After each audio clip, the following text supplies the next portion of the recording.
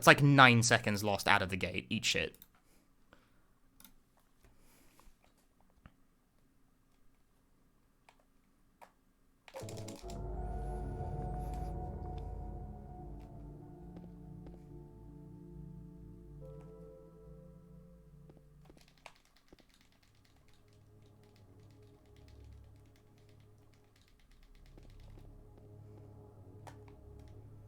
I need, like, an okay clock at least. I don't need, like, an abysmal one.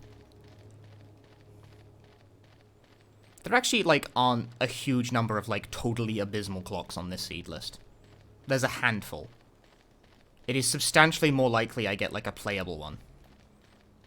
Like, 7s, 8s, and 10s are pretty common. The big hang-up with, like, the sequel to Game Center CX, though, is that, like, there's an ongoing RPG-style game in those called Guardia Quest. And I played, like, I did all the secret shit in the first game with that version of it. Because, you know, it's pastiching Dragon Quest and all of that, you know?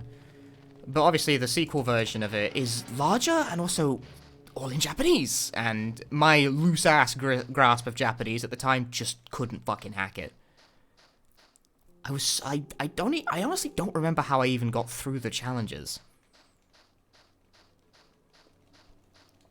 Like, I just kind of kept playing the game and intuiting what I could and clearing dungeons and stuff, and then at one point, I saved inside the game, because the challenges always specify that you have to save the game inside the game in order to clear a challenge, and at one point, I just saved the game, and it was like, clear! And I was like, what? Because apparently, I fulfilled the condition because I didn't know what the condition was, so I just kept playing the game until it, like, popped. How many people Angela killed? It's implied that she stabbed her father.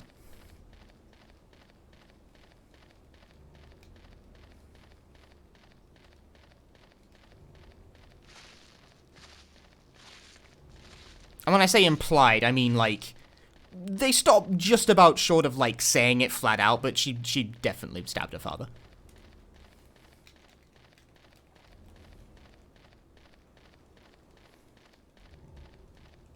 Yeah, I don't remember anything about her brother, but father, she definitely, like, stabbed the shit out of her father.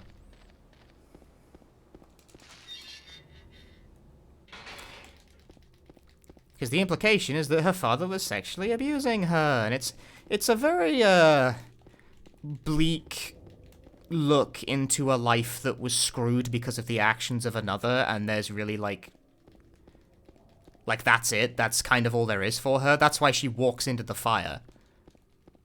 You know, and all that, and she's like, it's always like this for me, and like, it's too late for me. Like, she's saying that, like, her shit's fucked. Like, hers is a life wasted because of the actions of another.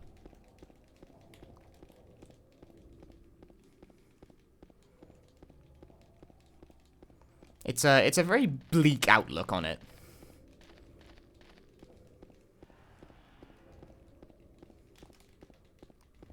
Like, she pretty much even says it out flat out. She says something like, oh, do you think you can save me? Like, she's saying that she cannot be helped.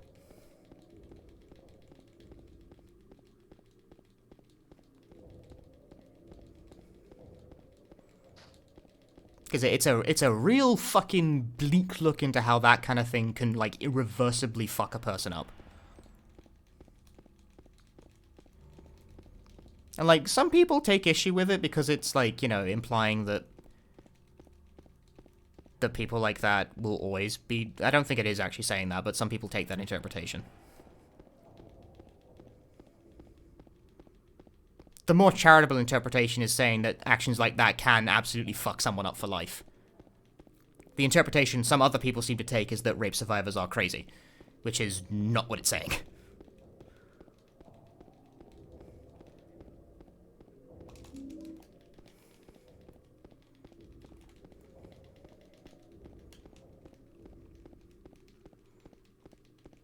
What convo did you... We were discussing Angela's plotline. You know, the sort of, like, emotionally detached woman with the knife, who you see, like, around sometimes. Her, like, her subplot in this game is that she comes to Silent Hill to face her darker side, because that's kind of like how Silent Hill works in Silent Hill 2. Her darker side is that her father sexually abused her as a kid, and her recourse was to eventually go nuts and stab the fuck out of him. That's why she's got that knife. And in the end, she dies. Well, we never actually see her die on screen, but it's implied that she dies. I disagree. Drift Peasant, thank you very much for the 2 months. She gives this whole spiel about, like, you know, how, oh, you think you can save me. But it's too late now, it's something like that. I don't remember what she actually says, but the general thrust of the conversation is that she is well beyond the point where she fucking cares about being helped. I like the fire scene as well. It's really good. It's well shot. It's well acted. And it's Angela at her most, like, morally grey.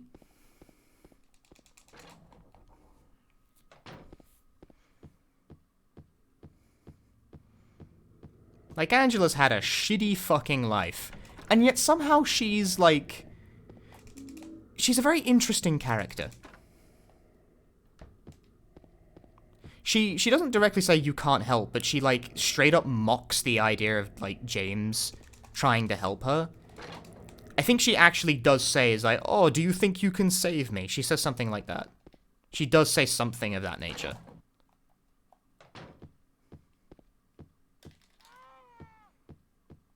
Like, she mocks the idea that, you know, like, you would want to help everyone as, like, as a player. Because her story is a tragic and completely, like, unhelpable one.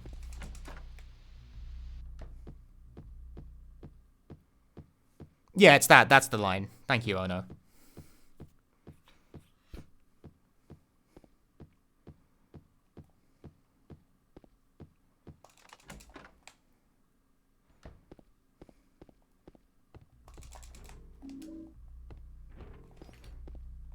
Because, like, Angela has had a shitty life, and she's had a shitty life, and she's done a terrible thing in response to that, like, shitty life. That horrible thing is that she fucking murdered a person. It's like, she's a very morally grey-ass character. Because she's, like, is she sympathetic?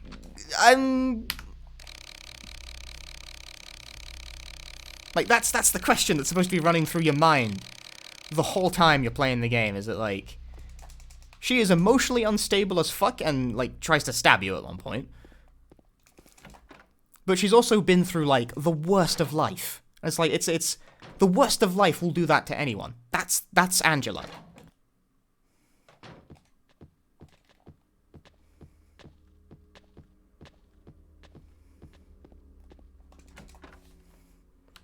So I think she's a very interesting character because of that. Yeah, that's another... I think I hit the same seed. This was the seed I had last time. Yeah, this is the same seed I had on the UFO ending run. This is frame 21 again.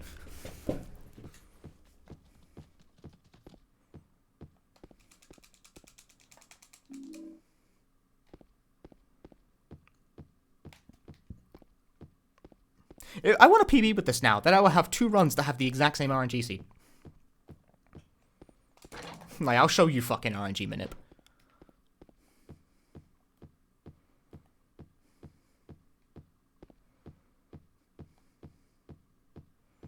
It's also, this is also like a first row pull seed, so that's good.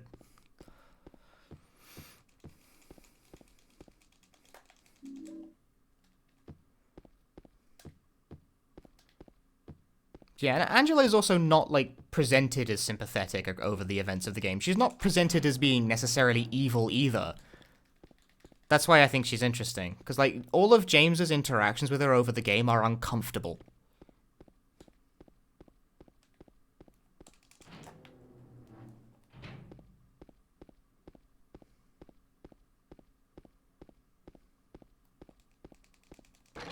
Hey, Kai Drugs. Yeah, the subs expire. But that's no problem. It's okay to just watch.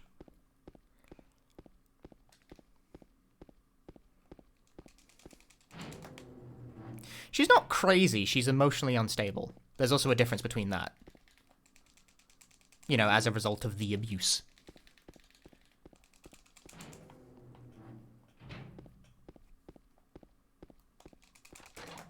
I honestly think she's a very, like, well depicted character. Because she's complex. Like a person. But her story is also just, like, super fucking bleak.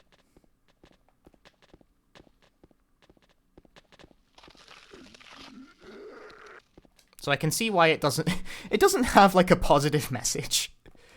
Her story, which I imagine doesn't sit well with a lot of people, that her story just doesn't have a happy ending. It doesn't have a resolution. She kills herself.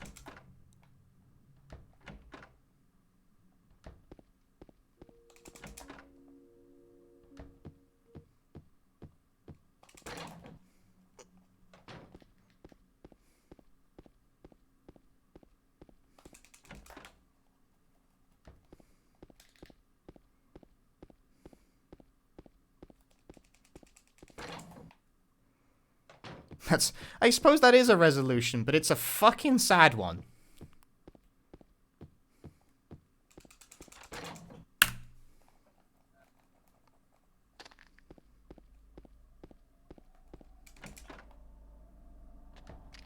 Yeah, I think... No. Does Angela interact with anyone? I think James is the only person we see her interacting with. I don't know if she sees Laura at any point. I think James is the only person she sees. That seems plausible. I don't know.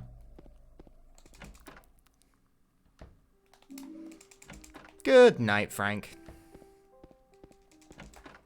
Have a good rest.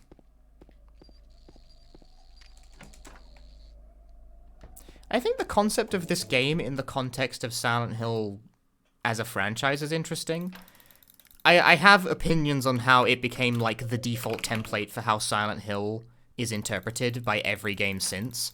Because the only reason Silent Hill 2, like, works as a work of fiction is by contrast. Like, in Silent Hill 1, the cause of all the nightmare in the town and all that stuff is the occult, a demon cult. It's not Harry's nightmares, not Harry Mason. Because Harry Mason is an everyman. He's a good man, even. Like, he's the best fucking father in video games, apparently. He puts up with a lot of shit. So that creates fear of the unknown, because it's someone else's nightmare. Like, you don't know. And Alessa has definitely suffered, but it's not your suffering. The twist in Silent Hill 2 is that it is your suffering. You don't know you don't know that James is... Like, you get hints every so often that he's done something fucked up. But you don't know. Like, that's the twist of Silent Hill 2, is that the monster was you all along, and in this game it works really well. Because by the time you get to the ending, you'll realize that it was everyone's. You know, it was Angela, it was Eddie, it was you. And then it's like, all the symbolism suddenly hits, and it's like, oh, and then, like, that's why people like this game so much. It's because it hits like a fucking ton of bricks. But that kind of trick, that twist, that spin you put on it, that only works once. Because it works by surprise. And it's a good trick, but it's one trick. Silent Hill 3 and 4 didn't repeat the trick, because it would not have worked twice. And instead went back to their occult and fear of the unknown in particular. Like, Silent Hill 3 took it in a different direction by continuing Silent Hill 1's story. And the nightmare was kind of also from Alessa, but Alessa is also Heather, so, like, that had a whole thing going on. And 4's nightmare was Walter's. And Walter is an interesting villain when you, like, get into it, if only 4 wasn't fucking intolerable. But it brought back that, like, fear of the unknown. The nightmares you see are not the protagonists, not directly, at least.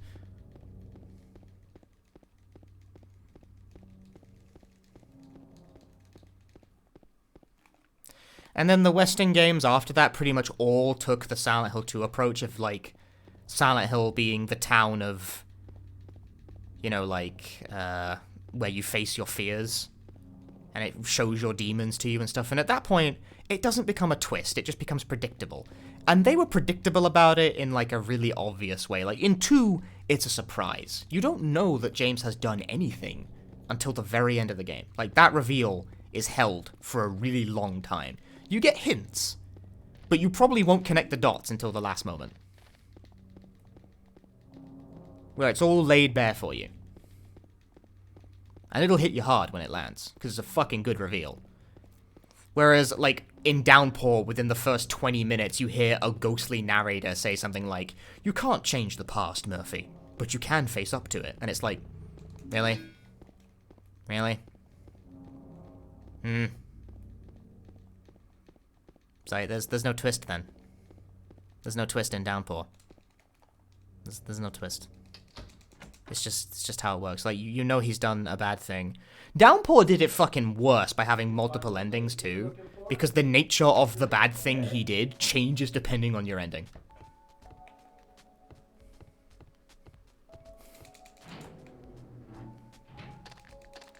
There's an ending where Murphy really hasn't really done a bad thing, because a whole lot of the plot revolves around, like, Murphy being guilty because he, like, murdered the person who raped and killed his child. Silent Hill is a very dark series, it's good. But in one of the endings, he doesn't actually go through with it. He can't bring himself to do it.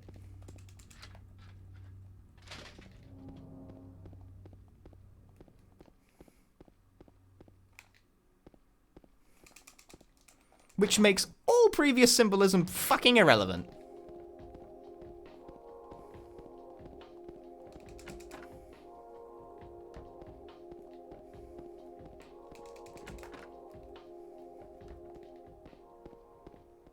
Origins did the same thing, and they did it with, like, very tacky flashback sequences in the middle of the game to, like, Travis's parents being in, like, a mental institution and stuff, and there's nothing to it, really. There's nothing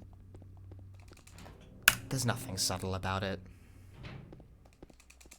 It's not clever, it's not witty, it's not subversive or surprising, it's just going through the motions.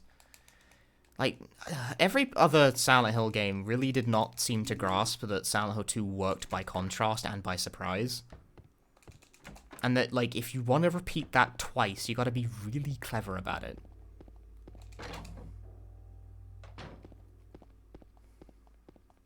And none of them were clever enough. Shattered Memories kind of, like, ditched it entirely by just doing a different thing.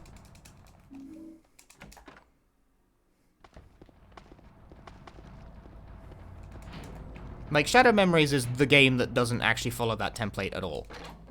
I kind of think the way Silent Hill Shadow Memories, like, does its ending is possibly even stupider, but it's at least not literally the same thing.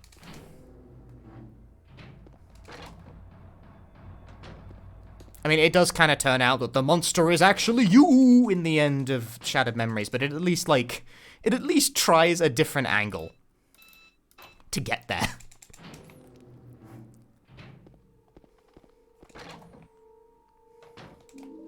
Like, I can give some credit to Shattered Memories for having, like, some fucking identity to its writing outside of... Which is, like, I guess that makes sense considering it was written by Sam Barlow, who would later go on to do Her Story, which is shocking, really, when you think about it. Like, man writes sort of mediocre Silent Hill games, later makes a pretty fucking unconventional and pretty unique video game storytelling experience. It's like, oh, okay, well... points, I guess. Like, good for you. Like, really. I mean that sincerely. Like, actually good for you. Well done.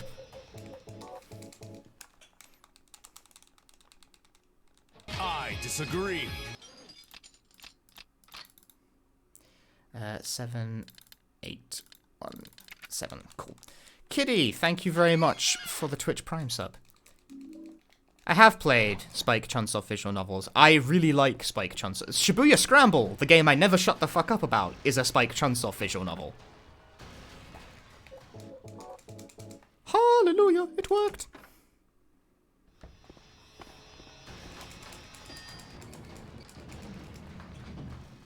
I like Danganronpa as well. I played all three of them, although I played Danganronpa 2 in English. Not in English. I played Danganronpa 2 in Japanese. I played Danganronpas 1 and 2 in Japanese. Those were actually the games that made me want to learn Japanese at the time because I was like, I really want to play these weird courtroom battle murder games. There's no fucking way they'll ever get localized into English. About 4 years later. Oh. Oh, they did. Which, you know, in hindsight, I suppose is okay, because I've heard the script for Danganronpa 2 in English is, like, appalling. Why am I'm doing UFO ending strat still, because I'm a fucking idiot.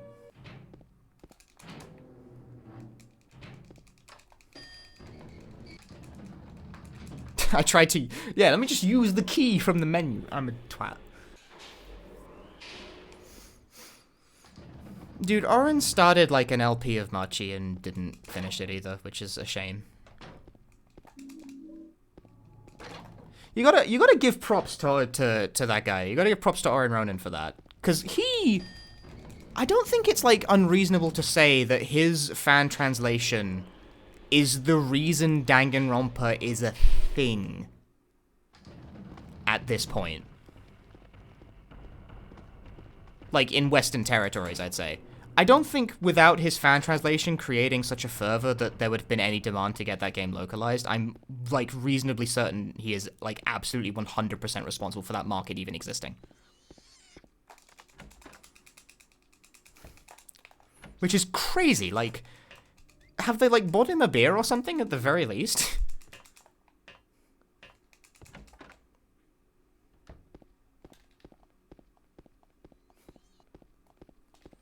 Like, that man just wanted to show a game that he liked to the world, and he did the best fucking job of it that I think anyone could ever hope for.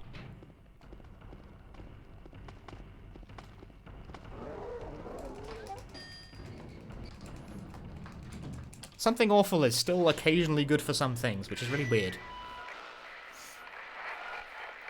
People do underestimate the effect of fan translations, which is whack, because they created the market. Like, there was that discourse going around on Twitter a while back about that fucking dumbass, like, localizer who was saying, oh, how would your favorite creator react if you told them that you translated their work and put it up on the internet? How would they react? And it's like, who fucking knows? A lot of people actually react quite favorably to it. Thank you very much, you fucking smart ass.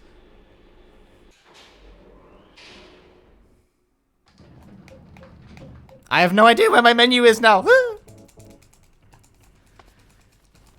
Like, the implication there that person was trying to make was that, like, you know, all creators despise the idea of their work being fan translated on the internet and put up for free, which is like, that is absolutely not remotely true. Not even slightly. Quite a lot of authors, like, even Japanese authors and artists, are perfectly okay with it. Like, opinion on that varies wildly from person to person. Some people are actually genuinely flattered by it. Like, my favorite, the one I posted on Twitter in response to the discourse, was the letter from from Ryukishi. Ryukishi07, the guy who writes Higurashi and Umineko and stuff. He reacted by saying, like, he was very polite, but he seemed very appreciative that he had, like, fans that would translate it. He said something like, it's a very long tale, so I'm very surprised that I had such enthusiastic fans willing to translate the tale. Like, he seemed very humbled, almost, by it. Like, he seems like a really nice person, actually.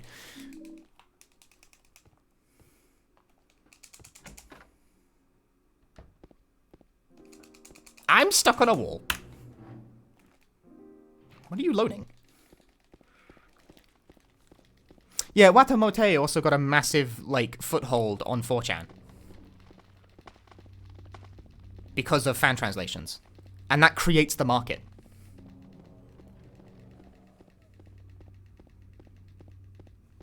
Like, official translated versions of a lot of games, manga, and anime, that market exists because of fan work nowadays. And then you have, like, people involved in making the official versions who are, like, trying to fucking say that the fan work, people disapprove of that, and it's like, suck a dick.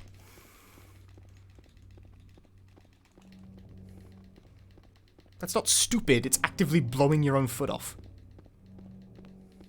Far be it from me to state this, but I think fan translations are good. wacky viewpoint, right?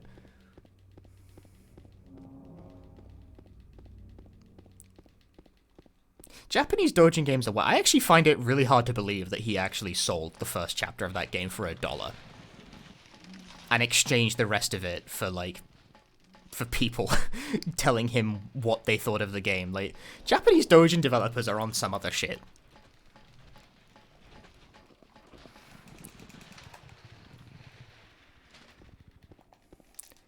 They seem like a very, Japanese indie gaming is a very different scene, and was definitely a way different scene even back then.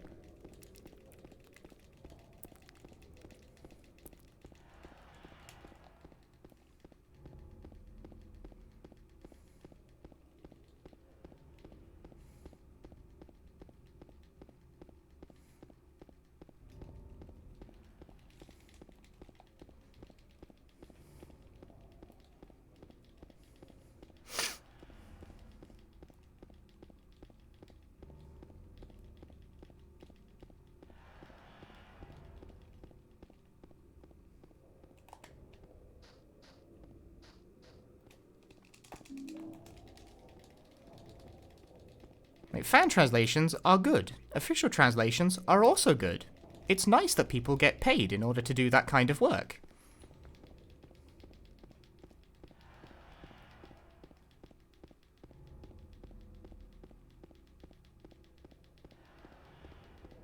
You once translated an iOS VN and contacted the author midway through about it. Did you?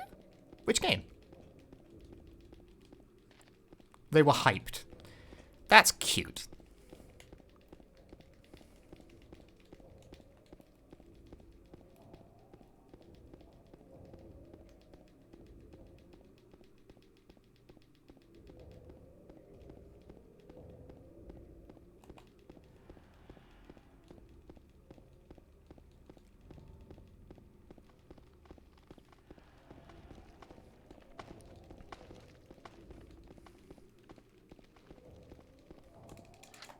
Yeah, Weird Al, like, asks permission when he does parodies, and most people, a lot of artists I've seen are apparently just, like, flattered to have it happen. Like, it turns out opinions on this actually vary quite dramatically. It almost turns out that most artists actually aren't, like, giant fucking D-bags about this sort of thing.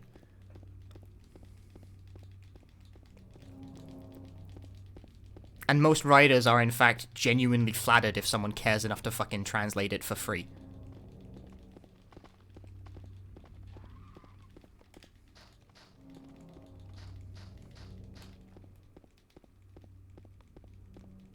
Opinion, like, I have heard of some authors who are not so kind to, like, unlicensed, full-on translations, which, I don't know. I mean, obviously I think it's short-sighted, but they are free to have that opinion. The point is that it's not universal.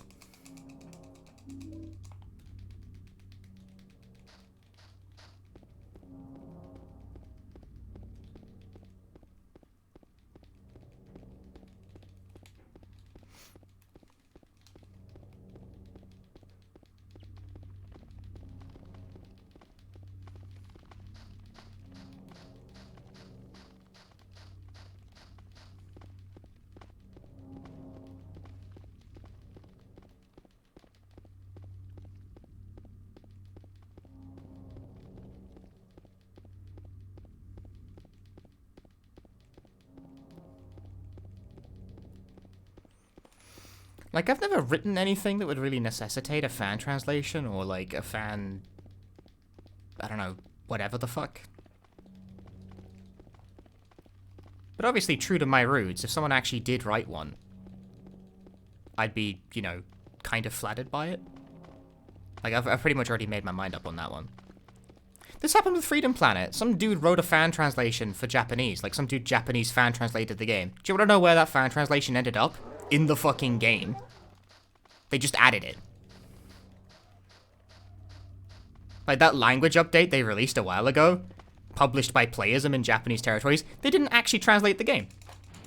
They just got that guy. Because he already wrote one. There were actually, like, his fan translation got a few edits from fan translation to final product. I presume they, you know, the publisher actually gave it an editing pass. But it's mostly his translation. I took the trouble of I remembered that guy, did they give him thanks? Oh yeah, no, he was on board. Like, he's in the credits, he was on the project, he was credited, I'm pretty sure he got paid. Because I took the hassle of, like, tracking him down to ask him, because I noticed that, because I found this fan translation of Freedom Planet before the language update came out, then I played through the Japanese language recently, and I was like, this is very similar to that fan translation I read once. So I went and compared the two scripts, and I was like, this is basically identical. There's some changes here and there to the wording, but it's more or less identical. So I went and I found the fan translator again, and I was like, did you know that this is, like, yours?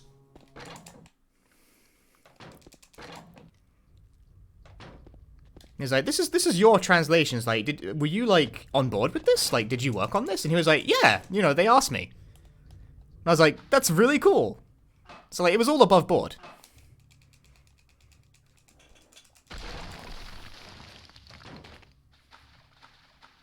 Like, it was absolutely 100%, like, done ethically and, like, by the book. They didn't do the guy dirty.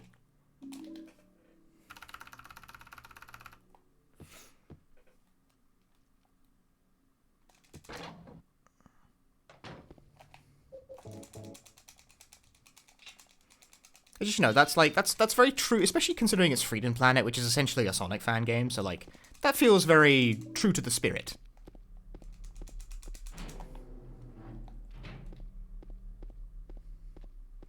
I also, like, I dug into that translation, and I actually quite like a lot of its word choices.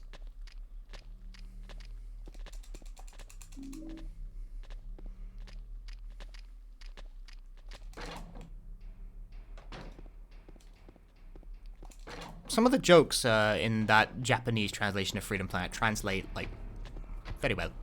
It's still Freedom Planet, so the writing is a bit...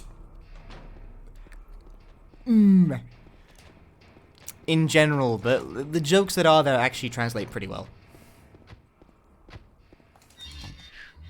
Lacking? It's a confused game that has no idea what it wants to do with anything. It doesn't really know what it wants to be about. It doesn't really have a strong sense of character voice. It just doesn't know what it's doing. It really doesn't. Like, I try not to bag on it too hard because it's mean, because it's like one dude solo writing for his very first commercial project ever. But his level of storytelling is not far above the level of slapping action figures together, which is, like, pretty much how he made the game. I have no idea what direction I'm running in, but apparently it's straight, so who cares?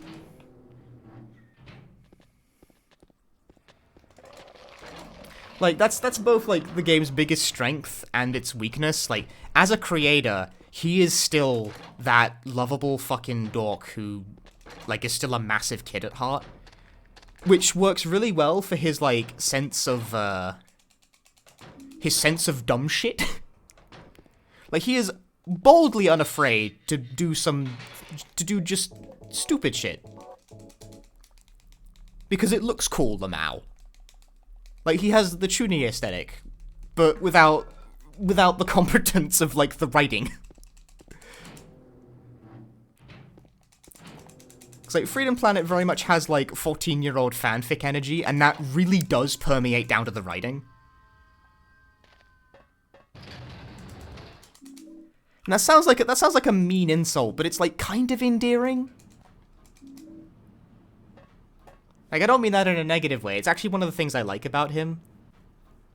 It's one of the reasons I like his, like, designs and, like, him in general. He's a fucking dork. But the writing really needs to be, like, a bit more than that. It just, like, that bit just doesn't hold.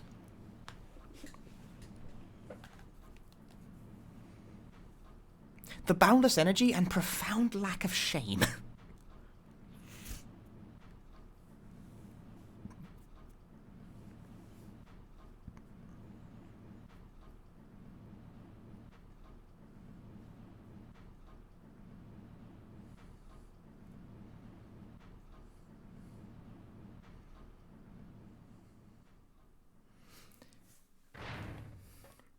The guy has also said that, like, one of his favorite, like, Sonic story is Sonic Adventure 1, so, like, that's the bar of writing we're dealing with here.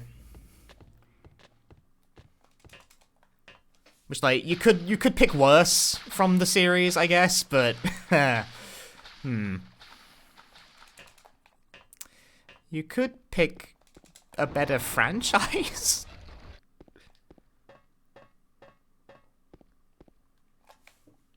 I really just do not think like Sonic writing in general is remotely something to imitate. It's just it's piss. It's bad. It's always been bad. No, I pressed aim by accident because I'm bad. Kai Drugs. Congratulations on owning Shibuya Scramble now. Fucking enjoy it. You will. You will enjoy it.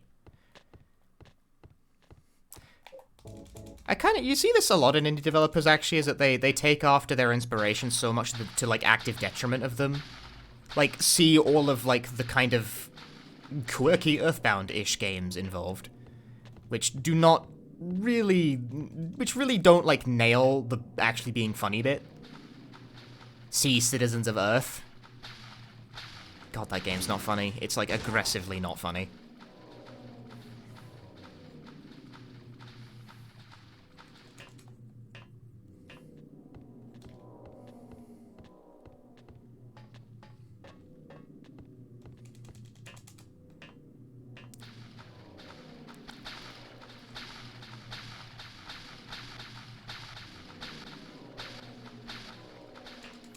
Or, like, a glut of indie games inspired by Pokemon games, because there's, like, a few of those kicking around as well. And Pokemon games always have preposterously stupid writing.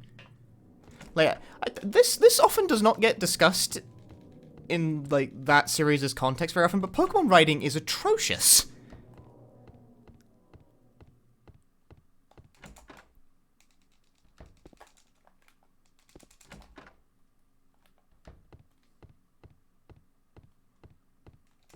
Like, characters often, like, NPCs spout preposterous gibberish in those games, constantly, and we're just like, it's okay. It's, like, it's localized, like, weirdly, as well, moreover. Especially early on in its life. Pokemon games, early on especially, are localized so strangely. And the actual writing is not very good, and always, like, the plots of those games are always, like, some stupid grandiose shit, like, Ruby and Sapphire is about, like, god Pokemon trying to, like, destroy the world via the climate, which would actually be topical now, funnily enough.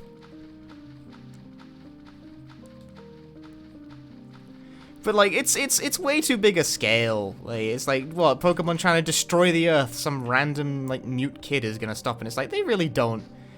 Why does it need, like, a conventional, like, JRPG kind of story where the stakes are, like, the world? Like, it doesn't require that.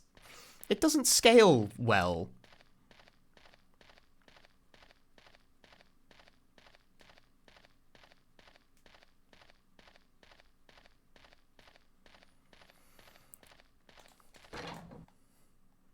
As far as I can tell, Pokemon has not really, like, gotten a clue about writing either, which is kind of a shame because, like, other series of Nintendo video games have actually gotten a clue about how to write a story. Breath of the Wild actually does a fairly good job at telling a story with limited pieces. It could be better at it, but it's got an interesting narrative structure. Mario Odyssey was consistently fairly charming when it had, like, dialogue. It wasn't like Shakespeare, but it was, you know, not fucking Pokemon gibberish. Whereas Pokemon is, like, the last holdout for just completely, like, insanely inane writing.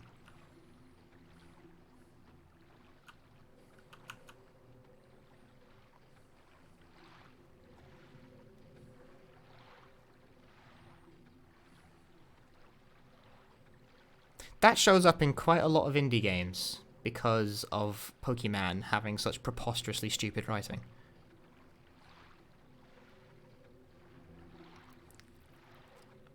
Like, it's okay when Pokemon does it, it is not okay when you do it, which is an annoying truth, but it's a truth.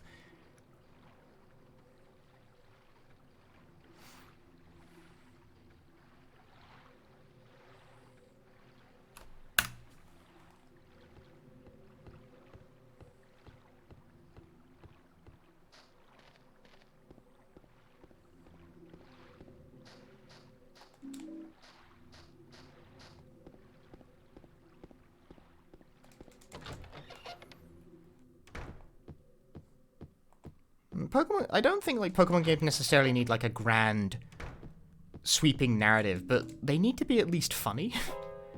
And they're really, like, in their current state, they're really not. I think it needs a tone change. I actually think it needs to do what Resident Evil did. Because Resident Evil is a series that has had preposterously stupid fucking writing for years. And now it actually has pretty good writing.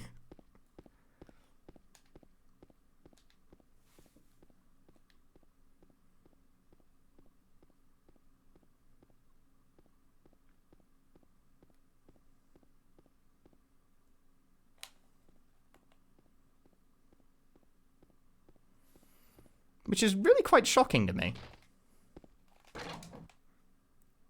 Like, Resident Evil went for a very long time with just the dumbest fucking writing in the world.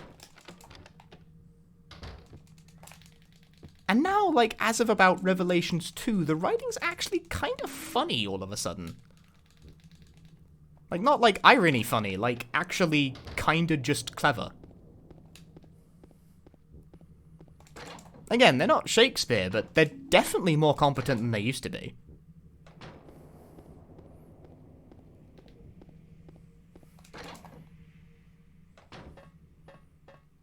Whereas, like, even Pokemon has had preposterous and stupid writing for a while, but has yet to really, like, level up its game.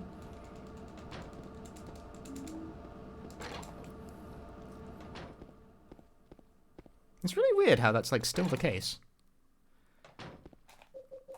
I would love to be optimistic and hope for Sword and Shield to actually have, like, competent writing, but I really doubt it.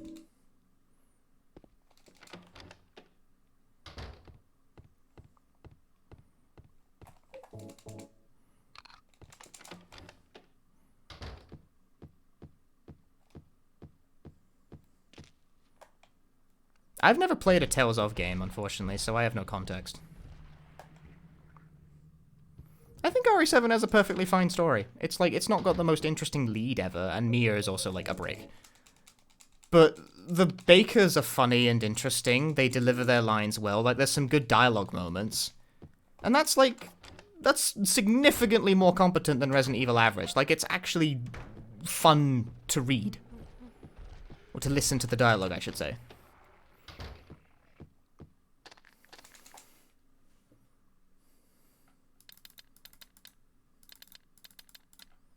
L.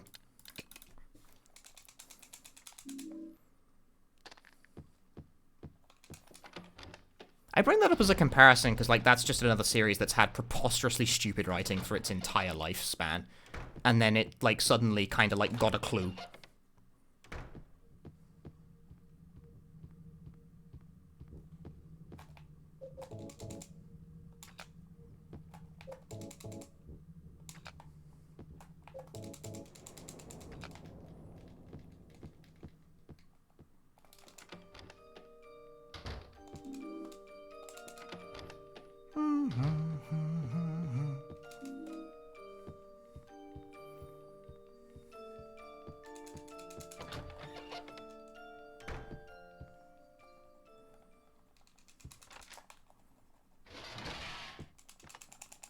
Oh, door. Fuck.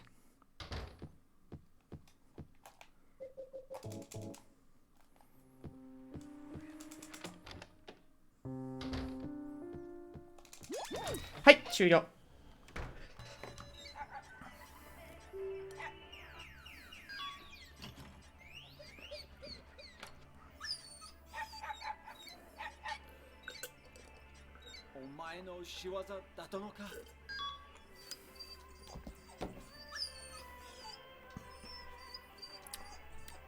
Seven seconds, Soku. Wait for it.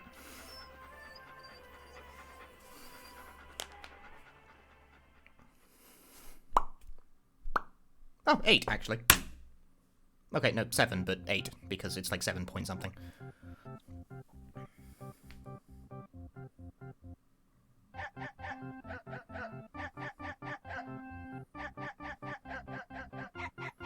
That, like, period of time between the two cutscenes counts for in-game time, but there's no way to skip it, so you'll always have that added to your time.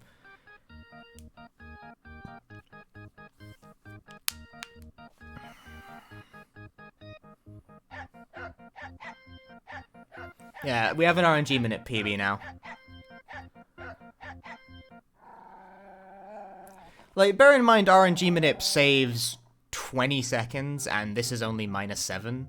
Like, my dog ending run was just fucking God. This run was so good. I'm gonna miss that run.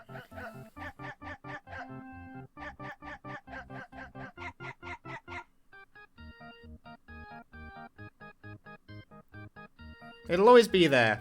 It'll always be a testament to how stupid fucking good you could get. But this is faster, so hello.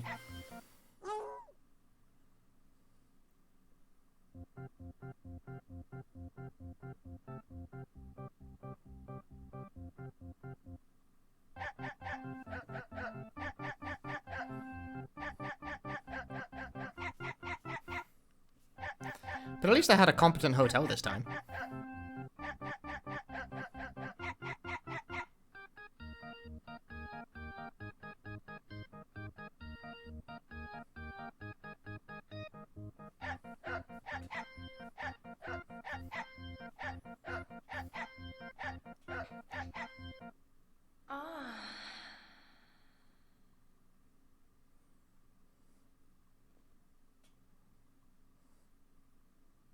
Is that a new world record? Yeah.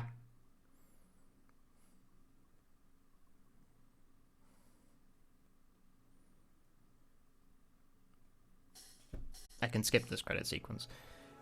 And there you have it. Dog ending cleared in a smashing time.